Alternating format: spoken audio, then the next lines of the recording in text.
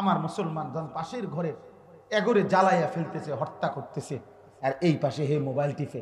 হের যদি জিজ্ঞান কিরে বেটা, বলবে যে আমারও তো মারছে না। একদিকে তোমার মজলুম মুসলমান কিভাবে লাশ ছিন্ন ভিন্ন করে দিচ্ছে, আর তখনও তুমি মোবাইলে নাড়িয়ে দেখো, ছবিয়ে দেখো, উলঙ্গ দৃশ্য দেখো। ছি বেটা, তোর লানত তোর এই জিন্দেগির উপরে, লানত তোর উপরে বেটা, লানত তোর উপরে, আল্লাহর লানত তোর উপরে বেটা, লানত পড়ুক তোর উপরে বেটা। তোর বিবেকের মধ্যে যদি এতটুকু অনুভূতিও না জাগে বেটা। তোমরা শোনো নাই কেউ কেমন এইভাবে বোমা হামলা করছে? এই বোমা হামলা যেখানে হইছে, ওইখানকার মানুষগুলো যখন বোমার আঘাতে শহীদ হয়েছে, শাহাদাত বরণ করছে, এদের লাশ এত শক্তিশালী বোমা, বোমার ধোঁয়া যখন উপরের দিকে উঠছে, লাশ সহ উপরের দিকে ওইটা ছিন্ন ভিন্ন হয়ে গেছে। আজকে পত্রিকায় দেখাচ্ছে, ছবি উঠেছে, ইমানদারের লাশ ছিন্ন ভিন্ন হয়ে আকাশে উঠছে। হায় হায়, এটা তো গল্প না, এটা তো রূপকথা না, এটা তো কিচ্ছা কাহিনী না বন্ধু, এটা প্রাচীন কোনো ইতিহাস না। এটা এই মুহূর্তে পৃথিবীতে, এই মুহূর্তে পৃথিবীতে আমার ইমানদার ভাইদের উপরে, মুসলমানের উপরে এই জুলুম করছে ইহুদি ওই কুত্তারা। পৃথিবীর কোনো ভদ্রতা যেই বেঈমানদের কাছে নাই, কোনো আখলাক বলতে নাই, কোনো সভ্যতা যাদের কাছে নাই, সেই ইউরোপ আমেরিকার এরা মুখ বন্ধ করে আছে। আমেরিকার প্রত্যক্ষ সহযোগিতায়, সরাসরি মদদে ইসলাম করছে। অথচ সেই বেঈমানের আচরণ, প্রিয় ছেলেরা, আমার প্রিয় বাবা বোনদেরকে বইল, সেই বেঈমানদের আচরণ, চলাফেরা, চুল, লেবাস, পোশাক যদি তোমার পছন্দ হয়, তুমি যদি একনে পারো তোমরা নামাজ ছাড়া থাকতে, কেমনে সম্ভব? কি পরিমাণ অভিশপ্ত আমাদের জিন্দেগি হয়ে গেছে। মনে হয় যেন বিষয়টা এমন যে পাশের ঘরের আমার মুসলমান জন পাশের ঘরে এগরে জ্বালাইয়া ফেলতেছে, হত্যা করতেছে, আর এই পাশে হে মোবাইল টিপে। হের যদি জিজ্ঞান কিরে বেটা, বলবে যে আমারও তো মারছে না, আমারও তো মারছে না। এটা ফিলিস্তিনে না, এটা তো বাংলাদেশে না, আরে এটা তো আমি ঢাকা না, এটা কুমিল্লা না, তো এটা কুমিল্লা শহরে না, এটা বুড়িসং না, এটা দেবিদ্বারে না, এটা আমগো গ্রামে না, তো আমারও তো আর মারছে না, আমারও তো মারছে। হায় হায় হায়, বাবা মা আপনাদের বিবেক হবে কখন? সন্তান তোমাদের বিবেক হবে কখন? আরে মিয়া, আর কিছু করতে না পারি, চোখের পানিটা তো ফেলতে পারতাম, আল্লাহর কাছে বলতে তো পারতাম যে আল্লাহ, মজলুম আর কতদিন কাঁদবে, ইমানদারের রক্ত আর কতটা ঝরবে, আমার মায়ের লাশ আর কতটা ছিন্ন হবে, আমার বোনের লাশ আর কতটা ছিন্ন ভিন্ন হয়ে যাবে। বহুতই আশ্চর্য। ঈদ পালন করে আমার দেশের, তাকায় তাকায় আমরা দেখি। আমি তো ঢাকার থেকে আসছিলাম ঈদের দিন, ঢাকা মোহাম্মদপুর আমি ঈদের নামাজ পড়াইছি। এই আসার পথে দেখছি, হায়, ঈদ পালন করছে নতুন করে, আবারও গান, বাদ্য, ঢোল, তবলা, একেবারে পহেলা বৈশাখের মঙ্গল শোভাযাত্রার মতো সম্পূর্ণ মুশরিকের সংস্কৃতিকে ইসলামের এই পবিত্র ঈদের মধ্যে চালায়া দেওয়ার নতুন ষড়যন্ত্র আবার এবার শুরু করা হয়েছে। আবার এবার ঈদের দিনে, এতদিন দেখতাম পহেলা বৈশাখকে কেন্দ্র করে ঢোল, তবলা, এই হই হুল্লুর হইতো। এখন ঈদের পবিত্র দিনে, আরে ঈদ মানে তো উৎসব না বেটা। ঈদ মানে পৃথিবীর কোন ডিকশনারিতে ঈদ মানে উৎসব নাই বেটা। ঈদ তোমার বাপের না, ঈদ বাংলা ভাষার কারো না, ঈদ এটা আরবি শব্দ, এটা রাসূলুল্লাহ সাল্লাল্লাহু আলাইহি ওয়াসাল্লামের জবানের উচ্চারিত শব্দ। অতএব সেটা জিজ্ঞেস করতে হবে ওইখান থেকে। ঈদ মানে উৎসব নয়, ঈদ মানে ইলাইহি আওয়াইদুল ইহসান। খুতবার বই তো আছে, কিতাবেও আছে। ঈদ মানে হলো যেটা ফিরে আসে, অর্থাৎ মহান আল্লাহ পাকের ইহসান ফিরে আসছে। গত 1 মাস আমার উপরে দিনের বেলা খাদ্য পানীয়, হালাল স্ত্রীর সাথে সম্পর্ক, এটা নিষেধ ছিল। এই অনুমতি আবার ফিরে আসছে আজকের ঈদের দিনে। আল্লাহ তাআলা আমার উপরে আল্লাহর অনুগ্রহ, দিনের বেলায়ও খাওয়ার অনুমতি ফিরায় দিছেন, পানি পান করার অনুমতি ফিরায় দিছেন, স্ত্রীর সাথে মেলামেশার অনুমতি ফিরায়া দিছেন। আল্লাহ তাআলা তার ইহসান, দয়া আমার উপরে আবার ফিরায়া দিছেন। আল্লাহ আমারে 1টা মাস হায়াত দিয়া ঈদের দিন পর্যন্ত পৌঁছাইয়া দিছেন। তো আমার কাছে যে আল্লাহর নিয়ামত ফিরে আসলো, আল্লাহর অনুগ্রহ ফিরে আসলো, এই জন্য আল্লাহর ওয়ালা আল্লাকুম, এই শেষ অংশ এটাই, ওয়ালা আল্লাকুম তাশকুরুন। আল্লাহ বলেন আমি চেয়েছি রমজান দিয়ে, আমি আল্লাহ তাআলা চেয়েছি তোমার কাছে তুমি আমার শুকর আদায় করবা, শুকর আদায় করবা, শুকর আদায় করবা। বান্দা আমি এই উদ্দেশ্যে দিছিলাম রমজান। ঈদ শেষ, রমজান শেষ করে তুমি নাচবা, গাইবা, রমজান রোজা পাবা, রোজা পালন কইরা হেবড়া হেবড়ার মাইয়ারে ছাইরা দিছে রাস্তা, যে যা মানুষের জানা আজকে ঈদ। স্ত্রীকে বেপর্দা ছেড়ে দিছে, ছেলেটাকে ছেড়ে দিছে, আব্বা রোজা শেষ, আর চিন্তা কইরো না, এবার নাচো গাও ফুর্তি করো। অথচ আল্লাহ বলছেন ওয়ালা আল্লাকুম তাশকুরুন, আমি চেয়েছি তুমি আমার শুকর আদায় করবা, আমার শুকর আদায় করবা বান্দা, শুকর আদায় করবা, শুকর আদায় করবা। যে আল্লাহ আপনি আমারে 1টা মাস হায়াত দিছেন, আপনি যদি আমারে জীবন না দিতেন, হায়াত না দিতেন, আমি কেমনে পাইতাম রমজান, কেমনে পাইতাম? আচ্ছা আপনি বলেন, এনাম ভাই বলেন, আমাদের অ্যাডভোকেট এনাম সাহেব সহ আমরা সহজ কথা শুনেন। যেদিন রমজানের চাঁদ ওঠে সেদিন আমরা মদিনা শরীফ একসাথে, আমার শায়েখ আল্লামা মুফতি মুশতাকুন নবী কাসিমি হুজুর সহ, এনাম ভাই সহ, আমরা আরো সাথী, রাসূলুল্লাহ সাল্লাল্লাহু আলাইহি ওয়াসাল্লামের রওজা শরীফের পিছন বরাবর ছাতার এখানে আমরা বসে আছি, ছাতার নিচে। এই সময়ে মাগরিবের ওয়াক্ত হয়েছে। এই যেদিন রমজান শুরু হয়, তো সন্ধ্যার সময় মাগরিবের ওয়াক্তে ইমাম সাহেব একটু পরে নামাজে দাঁড়াইছে। দাঁড়ানোর পরে প্রথম রাকাতেই মাগরিবের উনি সূরা তেলাওয়াত করছে, ইয়া আইয়ুহাল্লাযীনা আমানু কুতিবা আলাইকুমুস সিয়াম কামা কুতিবা আলাল্লাযীনা মিন ক্বাবলিকুম লাআল্লাকুম তাত্তাকুন। এই 5 আয়াত যেখানে রমজানের আলোচনা একটানা পড়ে ফেলছে। তো আমি সালাম ফিরাইছি, আর এই সাথে কে জানি আমার সাথে ছিল, আমি বললাম যে চাঁদ উঠছে। কেমনে বুঝছেন হুজুর? আমি এই যে তেলাওয়াত দেখেই বুঝছি চাঁদ উঠছে, কারণ চাঁদ উঠছে দেখে উনি রোজার আয়াত করছে। আচ্ছা, কথা উদ্দেশ্য যে কথাটা বলা, মক্কা মদিনায় প্রত্যেক ওয়াক্তেই জানাজা হয়। তো এই মাগরিবের নামাজের পরে যেদিন চাঁদ উঠলো মদিনায়, সেই দিন তো মাগরিবের পরে জানাজার এলান হয়েছে, মানে মুয়াজ্জিন বলছে জানাজা, জানাজার কথা।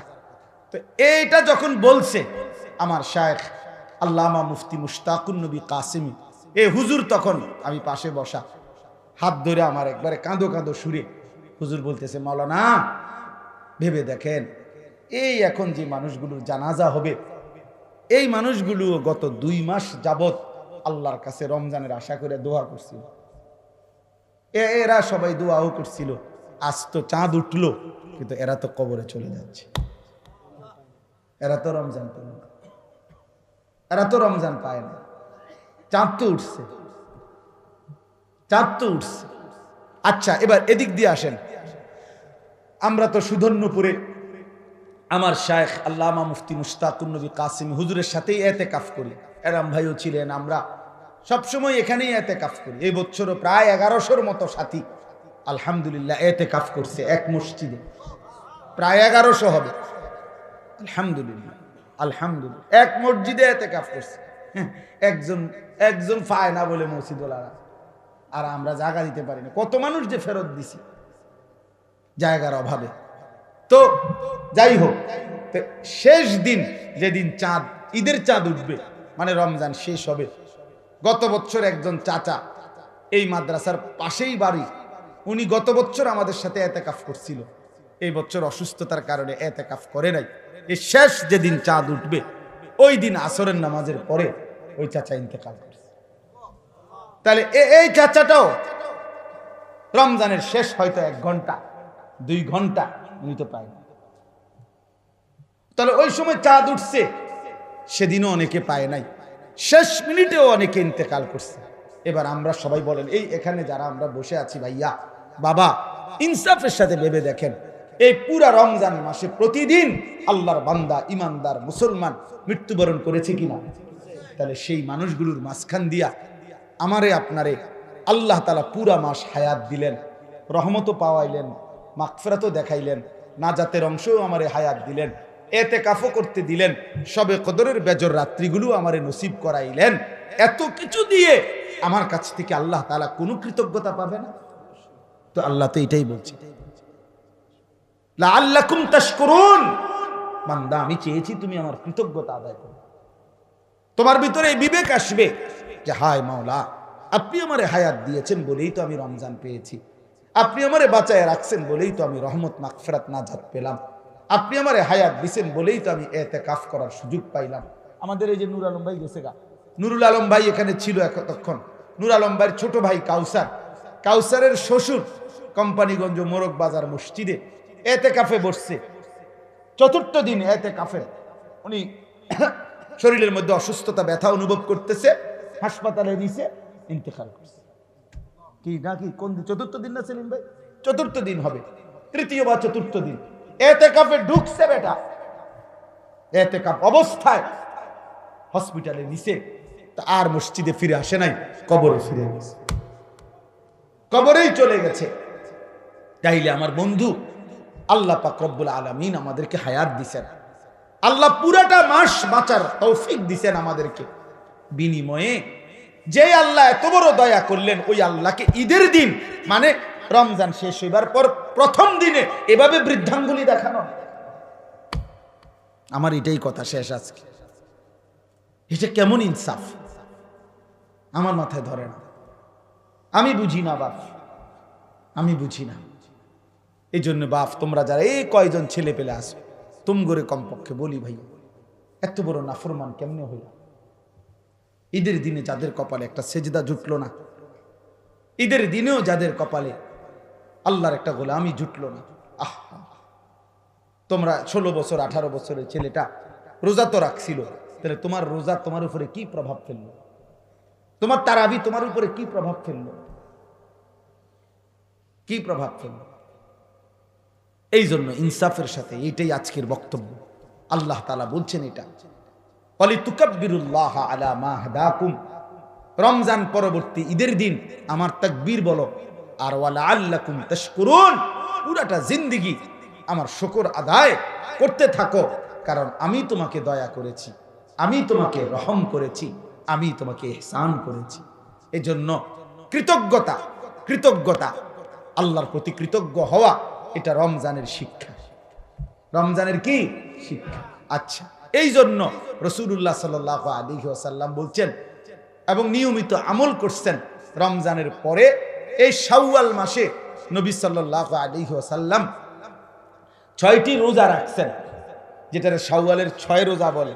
আমার শায়েখ আল্লামা মুফতি মুশতাকুন নবী কাসিমি হুজুর এটা বলছে, হুজুরের বয়ানেও, যে এই যে আল্লাহ যে বলছে বান্দা তুমি শুকর আদায় করবা রমজান পেয়ে, তো বান্দা যেন শুকর আদায় করছে প্র্যাকটিক্যাল আরো 6টা রোজা রেখে, যে আল্লাহ আপনি যে আমারে 1 মাস রোজা রাখার তৌফিক দিয়েছেন, এটার শুকর হিসাবে, কৃতজ্ঞতা হিসাবে আমি আরো 6টা রোজা রাখলাম।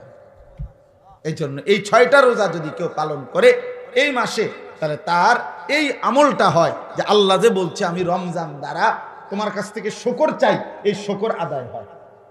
আচ্ছা, আরেকটা বিষয় হলো, হাকিমুল উম্মত মুজাদ্দিদুল মিল্লাত হযরত মাওলানা শাহ আশরাফ আলী থানভী রাহমাতুল্লাহি আলাইহি বলেন, হাদিসের বক্তব্য এটা, আল্লাহ যখন কোনো বান্দার আমল কবুল করে, তখন আল্লাহ ওই কবুলের একটা চিহ্ন হইল, আল্লাহ ওই আমলটি তাকে পুনরায় করবার তৌফিক দেয়। বুঝেন নাই কথাটা? এটার দ্বারা প্রমাণ হয় আল্লাহ তার পিছনের আমলটা কবুল করছেন। তো এই জন্য রমজানের 1 মাস রোজা রাখবার পরে কোনো ব্যক্তি যখন পুনরায় আবার এই মাসে 6টা রফল রোজা রাখে, তো বোঝা যায় আল্লাহ তার রোজা পিছনেরটা কবুল করছেন, এই জন্য নতুন রোজা রাখবার তৌফিক দিয়েছে। এই জন্য এই 6 রোজা অত্যন্ত ফজিলতপূর্ণ রোজা। এই জন্য আমি আজকে এতটুকুই কথাই বলতে চাই। 1 নম্বর মূল যে কথাটা বললাম, কেন আমরা গুনাহ করব, কেন আমরা আল্লাহর নাফরমানি করব। আল্লাহ তাআলা আমাদেরকে হায়াত দিয়ে এত বড় রমজান দেওয়ার পরে আমাদের তো উচিত আল্লাহর প্রতি কৃতজ্ঞ হওয়া, আল্লাহর প্রতি শুকরগুজার হওয়া। অতএব আমরা যে যে গুনার মধ্যে আছি আমরা তওবা করতে চেষ্টা করি। প্রিয় সন্তানেরা, যুবকেরা, কিশোররা, বিশেষ করে তোমরা ভাইয়া, তোমরা আল্লাহর নাফরমানি থেকে ফিরে আসো। আর আগামীর পৃথিবীতে এই ইসরায়েলের, এই ইহুদিদের এই জুলুম অত্যাচার, ফিলিস্তিনের মজলুম এই মুসলমানদের আহাজারি দেখে আমার ভাই নিজের কলিজার মধ্যে যদি কোনো ভয় না আসে, সবক না আসে, তো মনে রাখেন আমাদের জন্য মুসিবত অপেক্ষা করছে।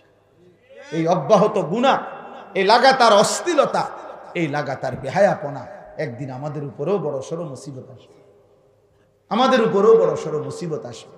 এই জন্য দয়া করে যারা অভিভাবক আছেন, নিজের স্ত্রী সন্তানের নামাজের দিকে, নিজের স্ত্রী সন্তানের আখলাকের দিকে আরেকটু নজরদারি করেন, এবং নিজেরাও যারা ছেলেরা মেয়েরা প্রত্যেকে মুসলমান হিসাবে ঈমান আমলের উপরে উঠবার চেষ্টা করেন।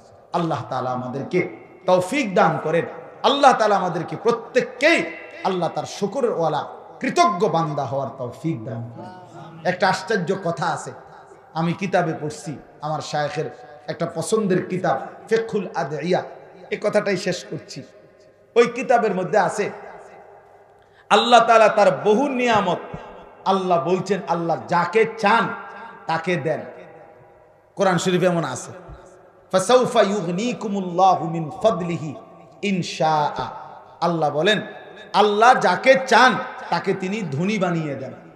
তো যাকে চান, ইয়াহাবু লিমান ইয়াশাউ ইনাসা, আল্লাহ যাকে চান তাকে কন্যা সন্তান দান করেন। ইয়াগফিরু লিমান ইয়াশা, আল্লাহ যাকে চান তাকে মাফ করে দেন। ইয়াবসুতুর রিজকা লিমান ইয়াশা, আল্লাহ যাকে চান তার রিজিক প্রশস্ত করে দেন। আল্লাহ পাক যাকে চান, এরকম বলে অনেক কথা আল্লাহ বলছেন যে ওয়াগফিরু লিমান ইয়াশা, আল্লাহ যাকে চান তাকে মাফ করে দেন, যাকে চান তাকে রিজিক দান করেন, যাকে চান তাকে ইজ্জত দান করেন। তার মানে সবাইকে দেন না, যাকে চান তিনি তাকে দেন। কিন্তু একটি আমল আছে এরকম, যেটা কোনো বান্দা করলে আল্লাহ যতজন করে প্রত্যেককেই তার বিনিময় দান করে। এনে যাকে চান নাই, সেটা হলো শুকর। এটা কোরআনের আয়াত। আল্লাহ কোরআনে স্পষ্ট বলছে